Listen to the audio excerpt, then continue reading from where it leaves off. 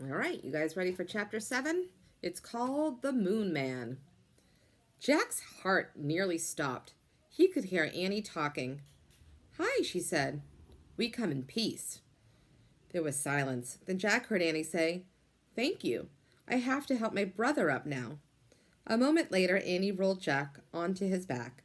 She grabbed his hand and pulled him up. "Thanks," said Jack. Once he was standing, the Moon Man was a few feet away. His face was hidden by a metal visor.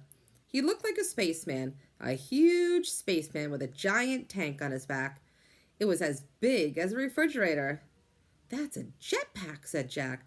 "I've seen pictures of future astronauts flying with those things. It's like a mini spaceship, right?" The Moon Man didn't answer.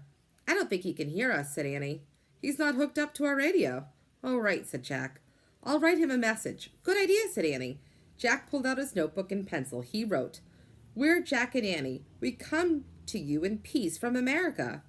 "Who are you?" Jack handed the notebook and his pencil to the Moon Man. They looked tiny in his big hands.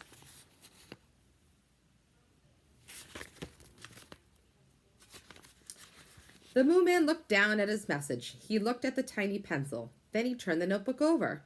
Jack and Annie watched as the Moon Man put the pencil to the paper. He was writing something very carefully. Finally, he gave the notebook back to Jack. Jack and Annie stared at the marks. "Stars," said Annie. "He drew stars." "Maybe it's a space map," said Jack. This is what he wrote right there. Stars. "Space map?" said Annie. "Hey, Jack, map starts with M." "Oh, wow," said Jack. "This must be the fourth M thing." "Let's ask him what his map means," said Annie. She turned around. "We'll never know now," she said. "Why?" Jack looked up from the map. "That's why." Annie pointed to the Moon Man was flying over the mountains. "Thanks," Annie cried. Chapter 8. One Star to Another. "Who was that guy?" said Jack. "What does his map mean?" "I don't know," said Annie, "but let's see if it works." Jack took a deep breath. "Yeah, we better hurry back. I think I'm running out of air. It feels harder to breathe." "For me too," said Annie. "Go slow. Don't breathe too much," said Jack. He and Annie took long, floating steps towards the moon base. Jack held his breath as if he were underwater. By the time they got to the white dome, he was ready to burst. Annie pushed a button beside the huge door. It slid open. They hurried into the airlock.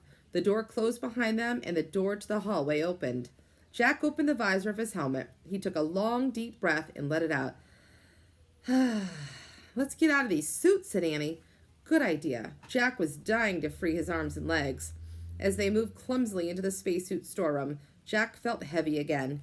He and Annie unlocked each other's helmets, gloves, and boots and pulled everything off. Then they stepped out of their bulky suits. "Whew," said Jack. He took off his glasses and rubbed his eyes. It was great to be free, even if no longer felt like he was light as a feather. "Hurry, Peanut's waiting," said Annie. She led the way down the steps to the bright landing chamber. "Yay," she said softly. Jack was relieved to see the treehouse still there. Soon they'd be heading home. He couldn't wait. Jack and Annie crawled through the treehouse window. "We're back, Peanut," said Annie. "Squeak!" Peanut ran to the letter M. "We missed you," said Annie. She patted the mouse's head. "We met a moon man."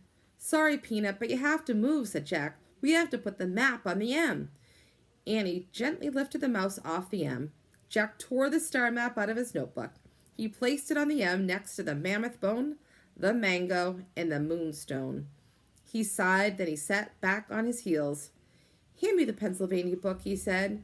They needed the Pennsylvania book to get back home. There was silence. Jack turned and looked at Annie. "It's not working, Jack," she said. "The book's not here." "What? Was the map the wrong thing?" They looked around the treehouse. "It's definitely not here," said Annie. "Oh, no." Jack's heart sank. He picked up the star map and stared at it. "Squeak! Squeak!" Peanut jumped out of Annie's arms and scurried back to the letter M. "I've got an idea," said Jack.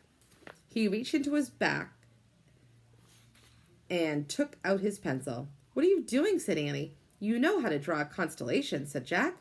"You connect all the stars. What happens if we try that?" He drew a line from one star to another. He kept drawing until all the stars were connected. Let me see, said Annie. Jack held the paper out so they could both study it. It looks like a mouse, said Annie. Yeah, said Jack.